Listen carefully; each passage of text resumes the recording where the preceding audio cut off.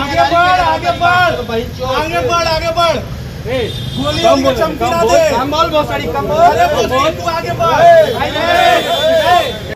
তৃণমূলের গোষ্ঠীদ্বন্দ্ব প্রকাশ্যে ভাটপাড়া পৌরসভার 20 নম্বর ওয়ার্ডের বর্তমান কাউন্সিলর অভিমন্যু তেওয়ারির সাথে ভাটপাড়া পৌরসভার প্রাক্তন চেয়ারম্যান সৌরভ সিংয়ের। এই সৌরভ সিং এবারে সাংসদ পার্থ ভৌমিকের নির্বাচনী এজেন্ট ছিলেন। এছাড়াও তার আরেকটি পরিচয় আছে, তিনি অর্জুন সিং এর ভাইপো। এই সৌরভ সিং এলাকার এক ব্যবসায়ীকে 10 লক্ষ টাকা ধার দিয়েছিলেন 2020 সালে, আর সেই টাকা চাইবার জন্য লোক পাঠায় সৌরভ এবং ব্যবসায়ীকে ফোনে হুমকি দেওয়া হয় প্রাণে মেরে দেওয়ার। এরপর সেখানে চলে আসে বর্তমান কাউন্সিলর অভিমন্যু তেওয়ারি। দুজনে বাগবিতণ্ডায় জড়িয়ে পড়ে। বর্তমান কাউন্সিলর দাবি করেন সৌরভ সিং তাকে গুলি মেরে দেওয়ার হুমকি দিচ্ছে প্রকাশ্যে। জগদ্দল থানায় একটি এফআইআর করে। অপরদিকে সৌরভ সিং বলেন, বর্তমান কাউন্সিলর অভিমন্যু তেওয়ারি এখানে ইএসটিতে যত মাল সাপ্লাই হয় সেখান থেকে 5,000 টাকা করে প্রতি গাড়ি কমিশন খায় বলে অভিযোগ। এর পেছনে বড় বড় মাথা আছে বলেও দাবি করেন সৌরভ সিং। বিষয়টি তিনি সাংসদ পার্থ ভৌমিককে জানান।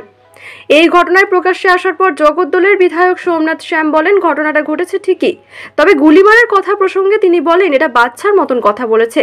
গুলি বোম খুন এরা জানে না। এটা আমাদের নেতৃত্বের কাছে আমি জানাবো। আমি অলরেডি পার্থ ভৌমিক আমাদের সাংসদকে ইনফর্ম করেছি। উনি বলেছেন উনি দেখছেন ম্যাটারটা।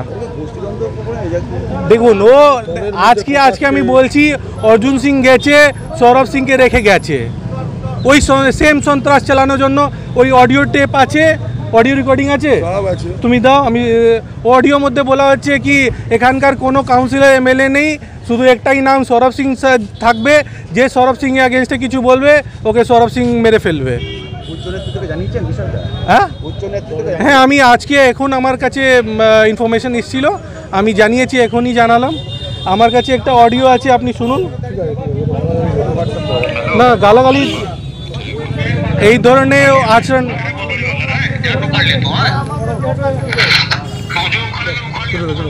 ওর কাছে ভিডিও আছে কি আমি গালাগালি দিয়েছি ওকে? অভিযোগ তো কেউ করতে পারে। আমার নামে তো কার নামে এফআইআর করেছো তো আপনি দেখুন না কার নামে এফআইআর করেছে। ঘটনাটা ঘটছে দেখুন। এ কি করে প্রদ্যুৎ পাল আমার থেকে 10 লাখ টাকা নিয়েছে, ঠিক আছে? 20 লাখ, হ্যাঁ 20 সালে প্রদ্যুৎ পাল 20 সালে নিয়েছে। এ 10 লাখ টাকা বিজনেসের জন্য নিয়েছিল, ক্যাশ টাকা।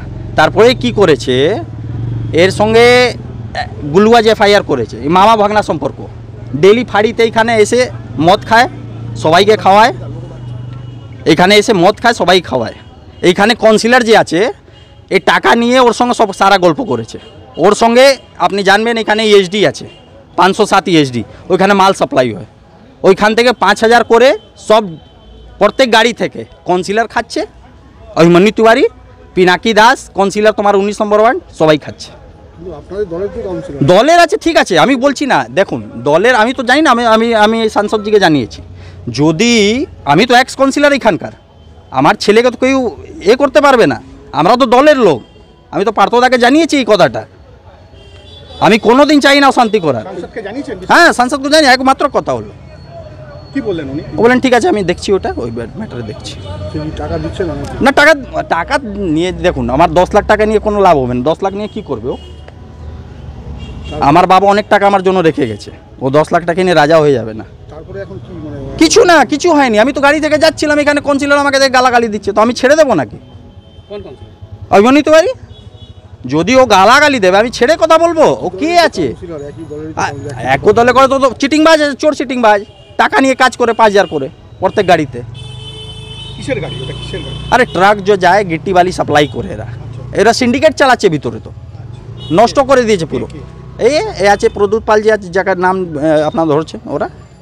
তো আমি এক্স কাউন্সিলর এখানকার, আমি তো জানাবো। যদি মানুষের কন্ট্রাক্টরদের অসুবিধা হয় তো আমি তো দাঁড়িয়ে থাকবো। আমি তো এক্স চেয়ারম্যান এখানকার। প্রদ্যুৎ পাল ওই গিट्टी বালি সাপ্লাই করে, গিट्टी বালি সাপ্লাই করে। ও কোনো পার্টি করে না, ও ধাঁধলি করছে। ইএসডিতে ঢুকলে পুরো ধাঁধলি করছে, কাউন্সিলরকে নিয়ে ধাঁধলি। বলছে আমার রমরমা বাজার, আমি যা বলবো তাই হবে। প্রদ্যুৎ পালের অভিযোগ সৌরভ সিং লোক পাঠিয়ে থ্রেট করেছে। কাকে থ্রেট করেছে? ভিডিও আছে ওর কাছে। ওর বাড়িতে সিসিটিভি ফুটেজ দেখুন, সিসিটিভি আছে ওর বাড়িতে।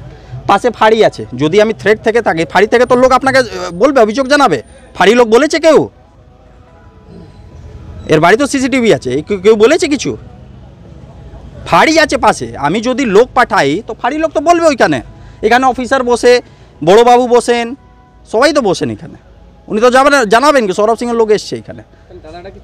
চক্রান্ত আছে এর মধ্যে, অনেক বড় বড় মাথা আছে, ও মাথাদেরকে বলতে চাই, আমি এক্স চেয়ারম্যান এইখানকার। আমি এখন সৌরভ সিং বাড়িতে এসছে, এসে আমাকে হুমকি দিচ্ছে, মারছে। আর কেন তো বলতে পারছি না, উনি কেন এইসব করছে। ও এখন অনেক কিছুই বলছে, উল্টে আমি ওর কাছে টাকা পাই, আমার কাছে বিল আছে, সব আছে। আমি ওর ফ্ল্যাট এখানে হয়েছে, ওখানে মাল দিয়েছিলাম, আমি ওর কাছে প্রচুর টাকা পাই।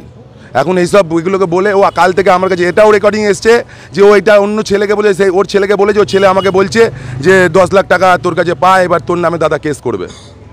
এগুলো সব আগে থেকেই সব প্রি প্ল্যান করে ওই সব করছে, কিন্তু সৌরভ সিং করাচ্ছে এইসব, ও প্রি প্ল্যান করে করাচ্ছে, কিন্তু ওর কোনো লাভ হবে না। এখানে এসে আমার যে লোকাল কাউন্সিলর অভিমন্যু দা এসছে, ওর সঙ্গে ওকে গালাগাল দিচ্ছে, ওকে ঠেলা দিচ্ছে, বলছে ওকে গুলি মারবে। মানে এটা কি গুন্ডামি কি করতে চাইছে? ও আবার হাতপুরে গুন্ডামি করতে চাইছে? ও পারবে একা গুন্ডামি করতে? ও বিধায়ককে গালি দিচ্ছে, সবাইকে গালি দিচ্ছে। ও আমরা জানি না ও কি দল করে, কিন্তু আমরা ওকে দলের মধ্যে কোনোদিন পাইনি।